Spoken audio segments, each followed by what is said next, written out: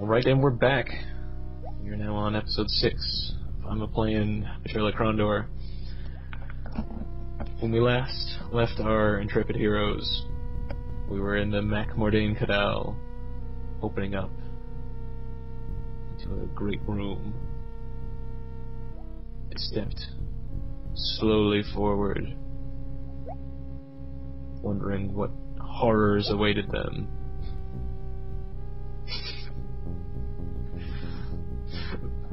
The horror of tiredness. We must snack. Yes. So the complaint about them being tired doesn't show up as any sort of status condition. But as I mentioned before, if I keep moving forward and another hour elapses, they'll lose 2 stamina.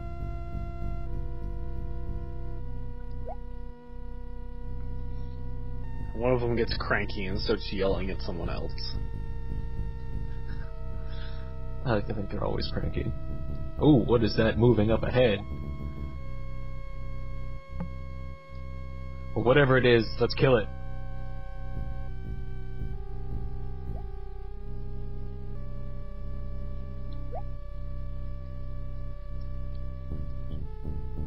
Man, it is flying around the room.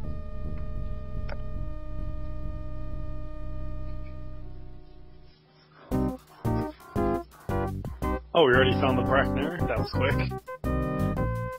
Well, I had an intuition of where it might have been. Alright, so we got... Brackner doesn't really look that terrifying for someone who's like... The dwarf, like, really hypes this guy up. Well... It just looks like Mud Thing. Alright. Swamp Thing. But look, it's big. I don't know, I mean, right now it's a perspective game. We have to put someone next to him to see how big he actually is. Alright. Well, unfortunately, this mini-boss, or enemy, is not very terrifying. It is vulnerable to Despair Thy Eyes, and if I keep casting it, he'll never get a chance to attack. Things we have learned. Dwarves are wusses.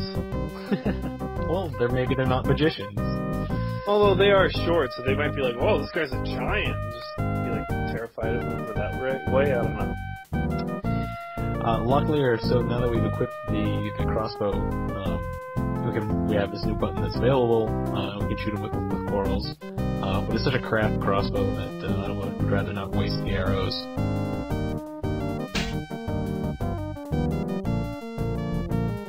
Alright. So there you go. Gorath is standing right next to him on the same plane. And is at least... I mean, he's hunched over. He could be at least a foot taller. No one can assess anything. Looks like he's 44 strength. Gorath has like 25. So, I mean, he's a tough guy. He gets some hits in. You know, it's gonna be bad news.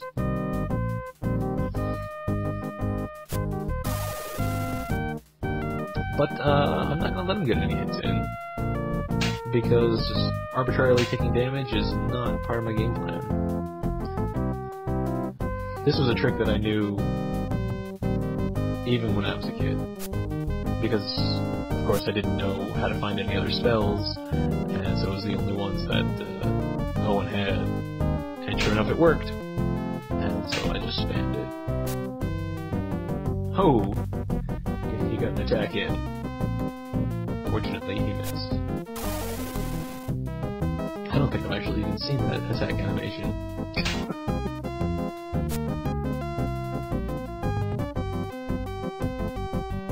Yeah, every other turn, Owen can heal, alternate healing, and blinding him. And he goes down like a sack of bricks.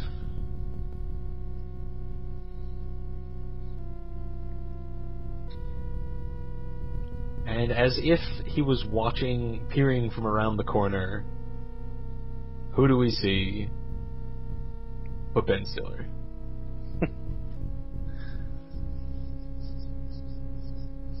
So he just pops out in front of us, congratulates us. Locklear is still complaining about not getting enough sleep.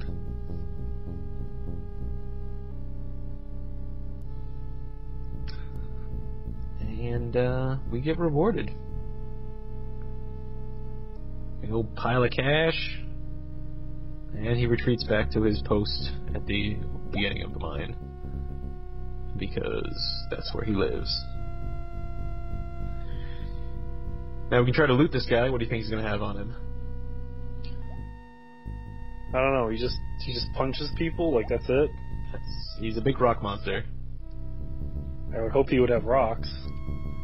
Well, there's no rocks. There's no nothing. I mean, I'm sure he does have rocks, but it's not deemed worthy enough of an item to pick up. Right. Not a handy weapon. Not when you have swords and magic.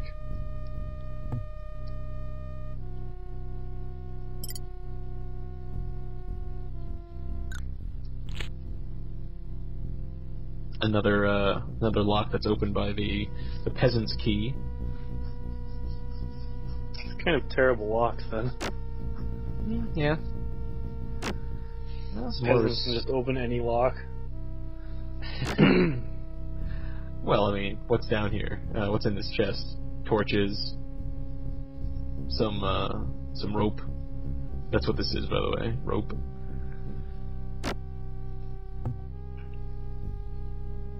Oh, and so we got a pouch of cash. How much cash did we get? Bam. 150 sovereigns right in that sack. Oh, damn. That is baller reward right there. Sure is. Now, if we wanted to keep going off in this direction, this would lead us further into the mines. But like we couldn't go up north due to the blizzard, here we're stopped with the notification that they're still clearing out this part of the mine. Don't bug them, get out of the way, etc. But we're not even told that by a named character. It's just, get lost. That guy. You know that guy, right? Well, the dwarf. Not every dwarf needs a name. It's so racist. So we're tired. We just finished that fight. Everybody's a little bit injured, plus they are weary, so their health is down. See, their health is in red. So since we're underground, it doesn't matter what time of day it is. We'll just camp until healed. It shouldn't take very long. Takes us to about noon the next day, and we see the maximum we can get is 80% of our health.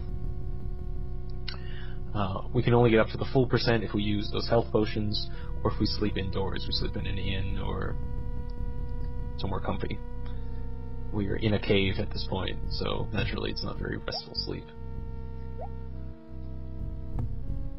The torch went out, naturally. So let's see if we can try this other spell. Candle Glow, we picked that up a little while ago. 48 minutes per health that we spend. So let's just give us a little over 3 hours.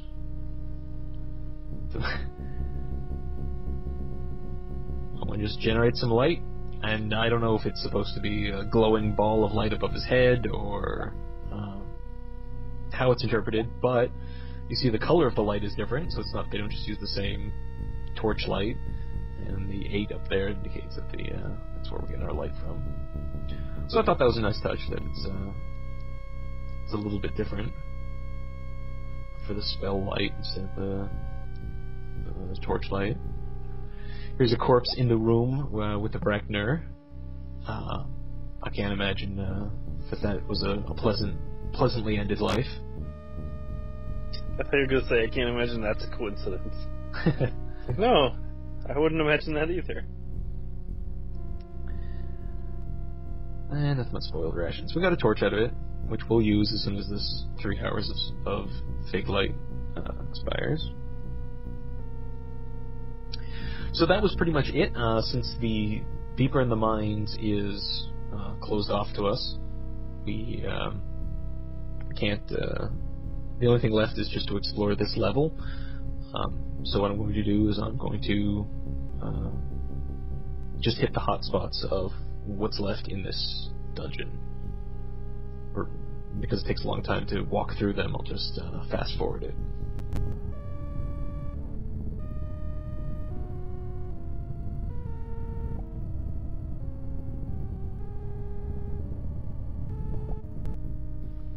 Ooh, here we are. Rounded this bend along the tunnel. What do we see up ahead but more of these three-fingered gentlemen. Once again, we're not being very surprising. I would imagine rounding the corner in this, since they don't have any light, rounding the corner with this giant ball of light probably doesn't give us the element of surprise.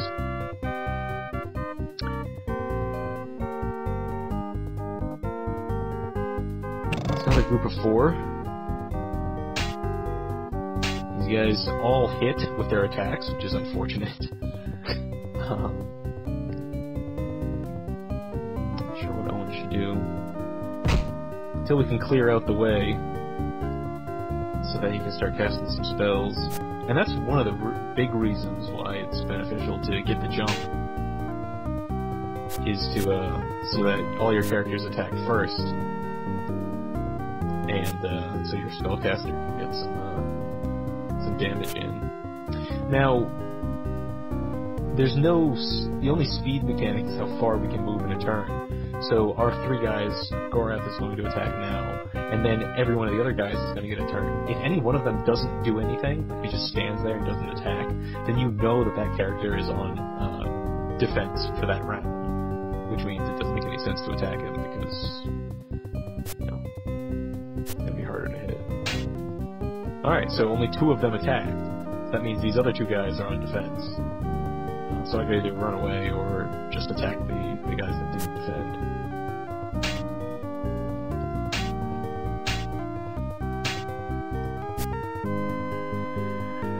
One's getting pretty beat up. I have to run away. And I'll slide this guy in here. Maybe I'll cut him off.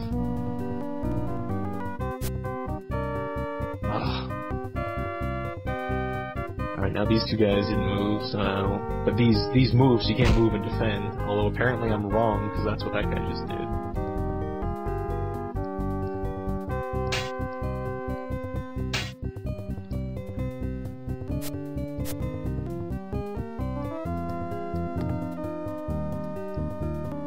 Locklear's now down to 0 stamina, so his stats are going to be starting to go down pretty quick.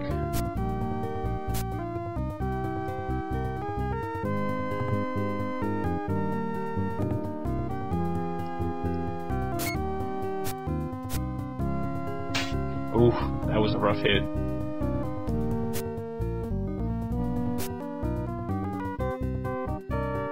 I'm on defense. Pretty tough battle.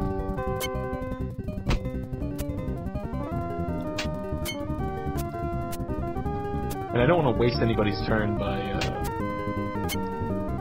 assessing or anything. No, Owen is...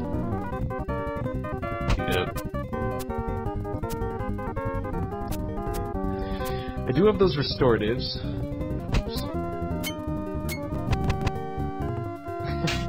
Oh no! Fucking Owen! How could you, Owen?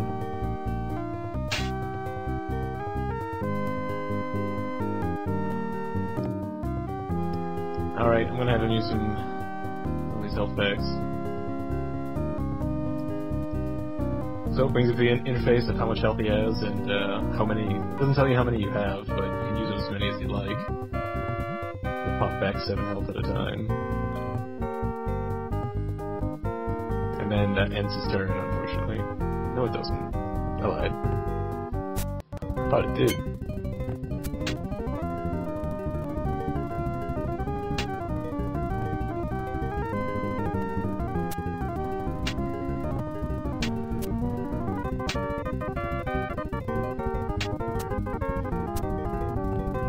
That guy's dead now, so that's good. When they only move one, you know that they're pretty far gone. Since he's only moving one, I can have everybody stand here and just keep healing and healing and healing, so that I don't have to sleep when the battle's over. You don't always get into a situation where you get lucky like that.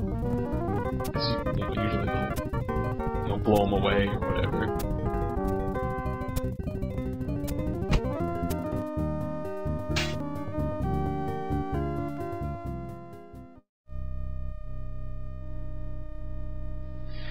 Alright, finally made it through. Everybody's alive. Had to use some of those restoratives mid-fight, but got through it alright. Alright, we got some abilities up. So we got defense and accuracy. Oh, accuracy's always good. Owen's defense, he sat there and defending for a while. Good stuff. Like I said, that's the main benefit of going through those fights. Before we get to looting, it's our favorite. A puzzle chest.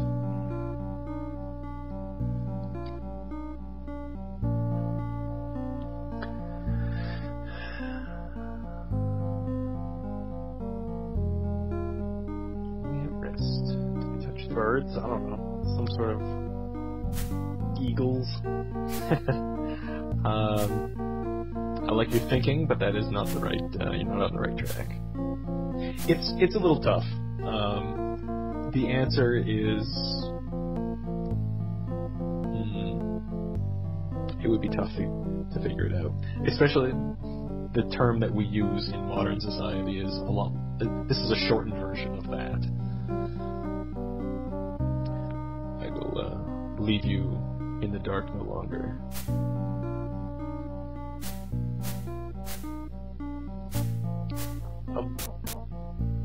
What? A barrow, like a wheelbarrow. Oh, okay.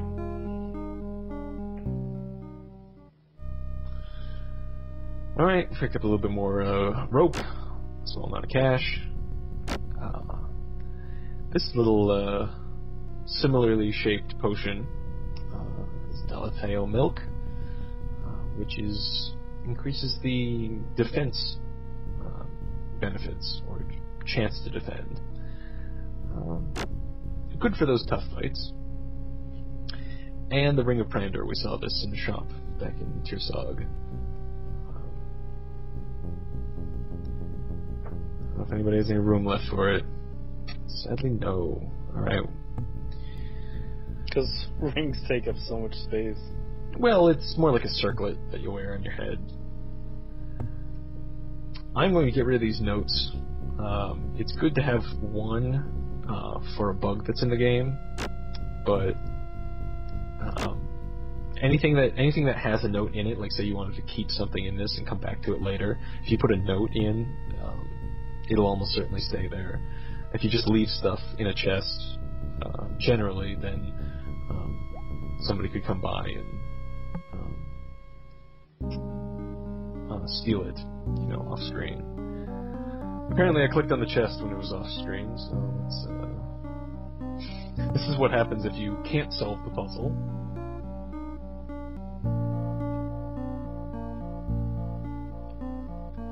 I always hated seeing that, because that meant I had to give up. Come at it this way.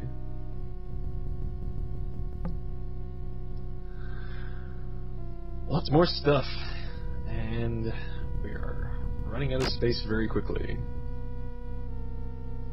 Alright, so that whetstone only has 2 uses on it. That one's got 6. So I will take the one that has 2 and use them.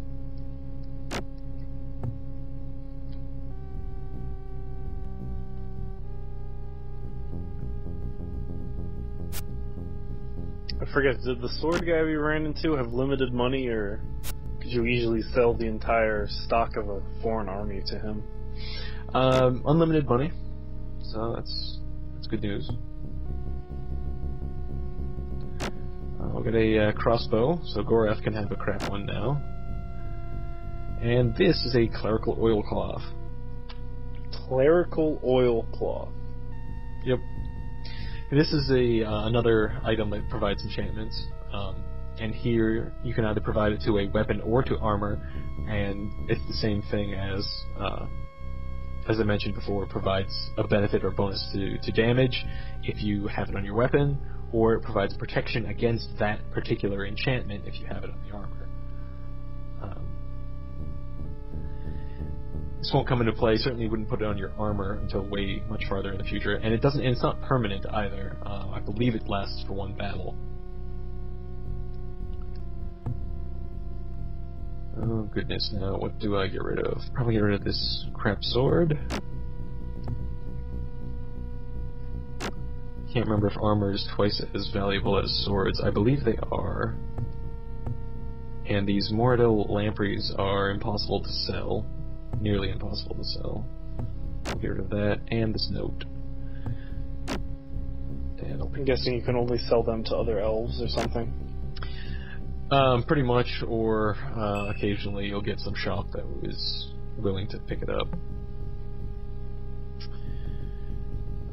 Pretty much nothing of value there.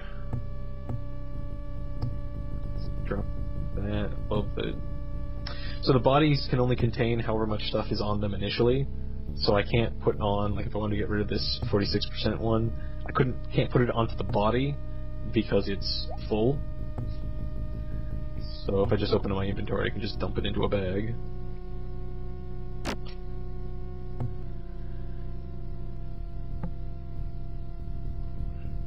$12 cash, always good. Some more crap weapons, armor. What's this guy in the back have? One more cash. Broken whetstones and some broken armor. Alright, I'll pick up this last piece of armor here.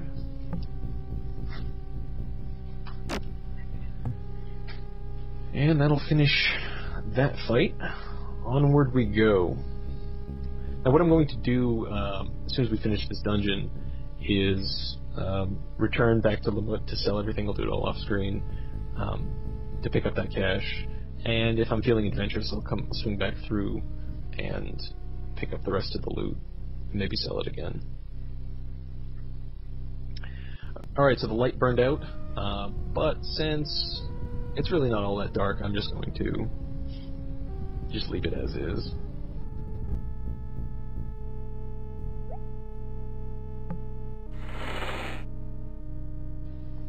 Smooth door opening animation. Very nice. Maybe we will get the jump on them if we sneak in the dark.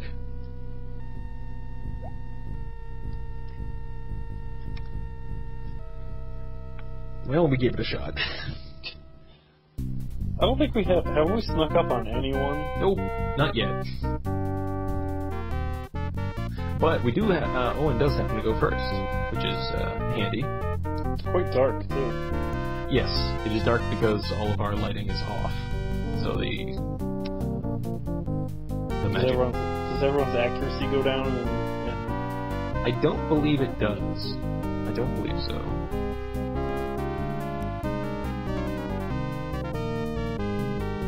Alright, let's shoot for it. Flamecast. So we got 56% on that guy, 58, 58.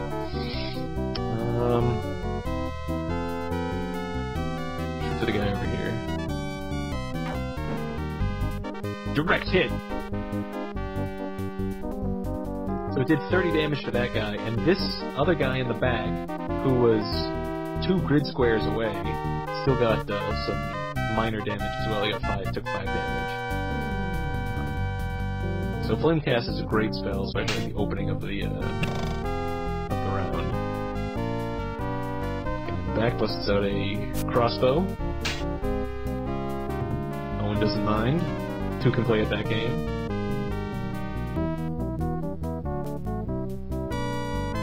Huzzah! Oh.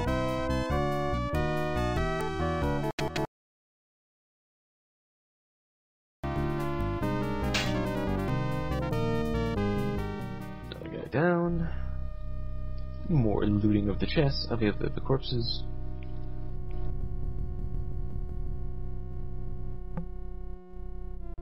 At this point, I'm just going to pick up anything that's anything of immediate value. Ooh, what's this now? A new type of armor. Elven armor is the next step up from Kingdom armor.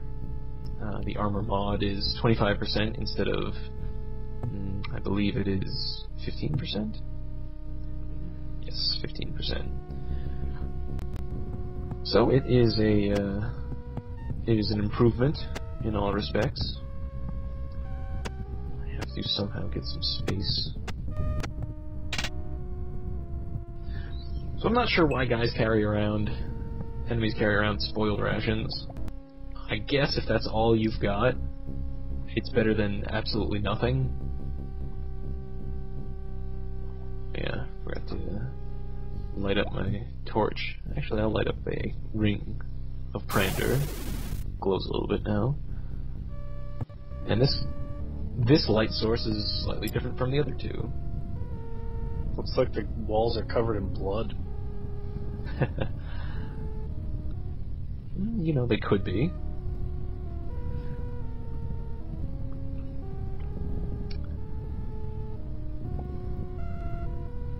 Alright, another easy lock. And nothing inside of it.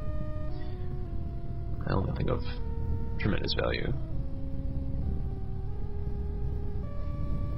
Onward. Alright, and we are now back at the first door that we hit in the mines that was locked. However, this time, we have a key. And it works. What are the odds? It's almost like I knew it would open. This room's got a couple of pillars in the middle of it. This is a big, this room's a big guy.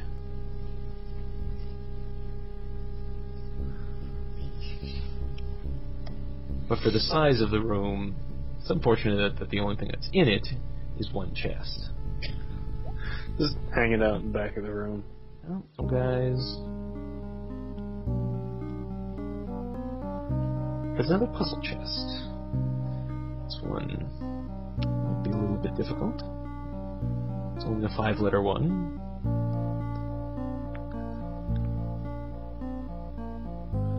Pound as an apple. Round. Round. Thank you, Pixels. Yep. The pixels are used to see things.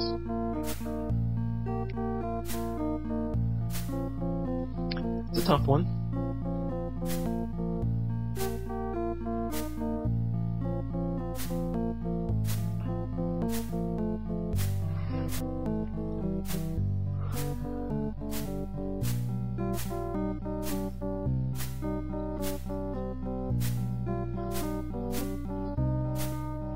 If you were playing along on your own, feel free to pause the video at this point.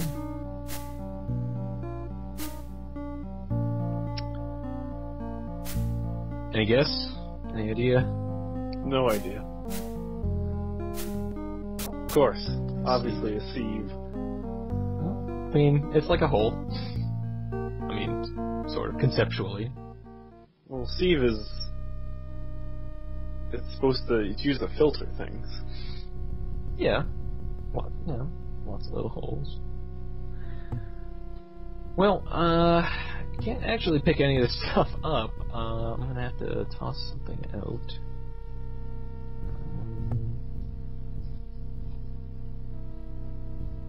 Oh, I can combine lockpicks. I should have done that a long time ago. Together at last. 2 broken loots become 1. There's something here called Lorgan's Journal. It is what it says it is. Numerous times repaired. Not entirely sure, but we'll take that with us.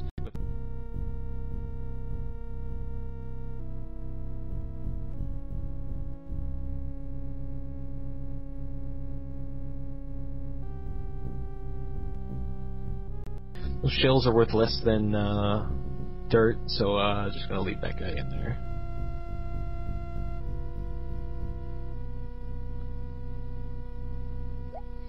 So that chest is the only thing besides 3 massive pillars that are in this room. But it does have an alternate exit, which we will quickly move off to.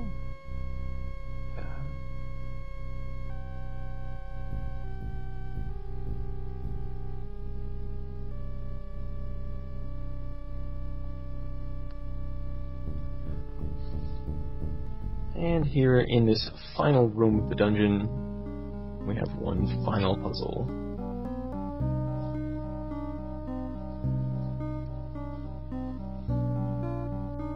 This one's like a little bit a little bit different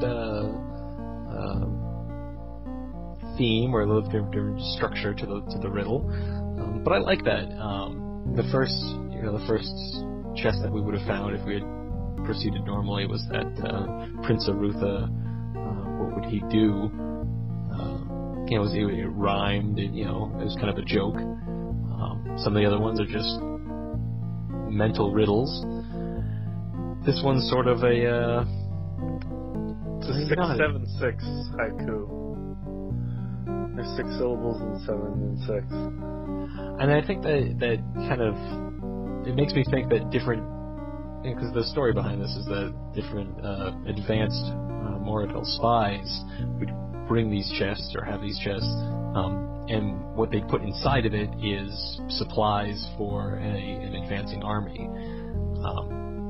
At least that's supposed to be the story. It sort of confuses me why these exist and the kingdom doesn't come by and don't break these open and steal the supplies or whatever. Especially if they're made of wood. I mean, yeah, well, not like banded wood, Nothing that a good axe couldn't solve. Alright, so although my cow is dead, I continue to beat her. What a racket she makes. Any idea? I have to say this one has stumped me as well. It relates to the cow and beating her. All I can think of is like tenderizing meat for steak, but almost.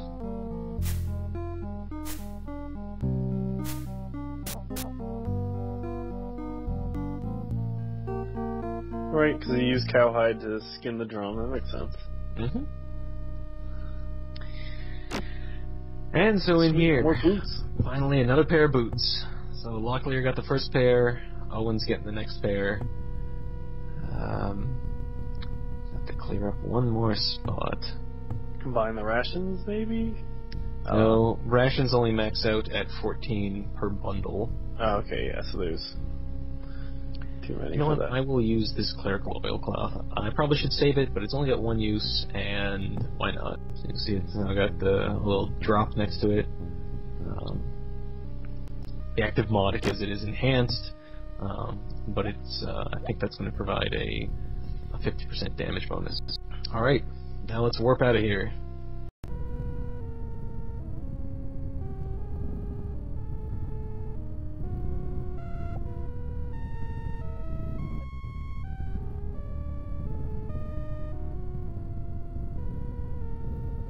And once again, near the entrance to the mines, sparks rocket down the corridor.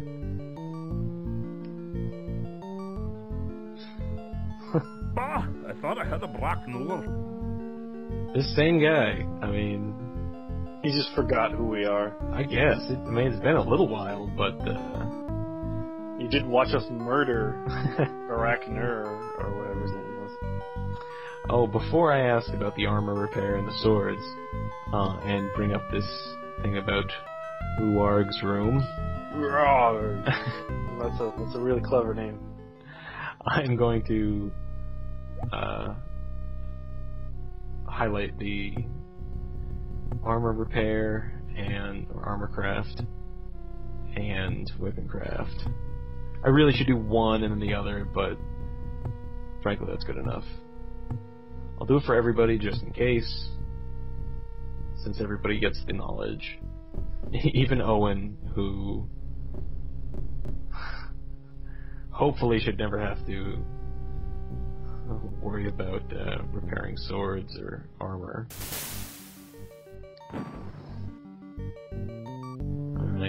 back up. I thought Since I he doesn't had a black exist in the noodle. world, you just sort of have to walk back over the squares that he's in. And more scraping and sparks. More explosions and whatever to signal him.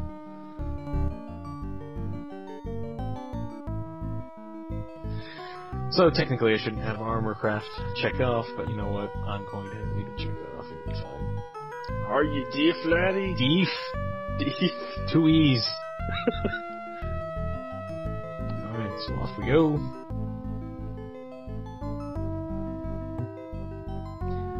You know, and it's not bad. I mean, this is legitimate advice about sharpening a blade on a whetstone. But, you know, then they trail off. Sort of seems a shame since he only gave us like 2 paragraphs of text and it cost 50 sovereigns, but, what are you gonna do? What's this guy's name? Is Roarg! Arg. Only 10 years ago he passed on? I guess.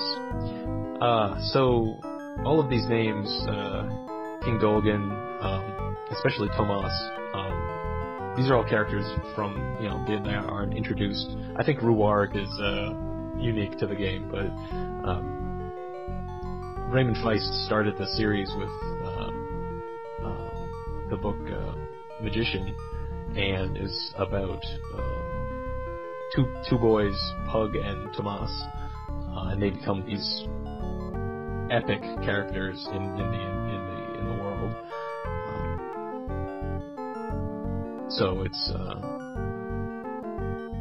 and it's almost like the Superman effect, where these 2 characters are so powerful, there's nothing really that can stop them. And they're childhood friends, so obviously they're not going to fight each other. I don't know why Locklear asks what it is, since he has now seen a dozen of them.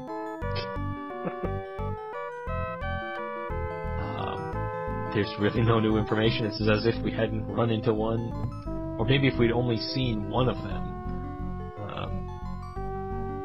I could understand him being confused about it. But he's already had it explained to him by Gorath. I don't know. As with life, it's always good to get a couple of opinions about, even if you're sure of the answer, ask a couple of times. So that is going to do it for us in the Mordain Cadal. We've now done everything that's worth doing. Gorath's weapon craft's up to 68%, which is pretty good. So my next thing that I will be doing off camera is I'll be heading back to Lamut. I'm going to sell all of this armor off. Oops! I gave 2 pairs of Weedwalkers to Locklear. That doesn't help him at all. It apparently doesn't stack. There are some items in the game that give a 30% bonus, or give whatever percent bonus, and they do stack, but you can apparently only wear 1 pair of shoes at a time. So you only get the bonus once. So I'll be going back, I'll do that off screen, I'll sell all this stuff. I'm going to get Owen up to skill with this loot, 'cause it's hogging up space, and I will practice his haggling at the same time. So with that, that is going to be it for this episode. This has been Playin, Betrayal at Krondor. Again, until next time.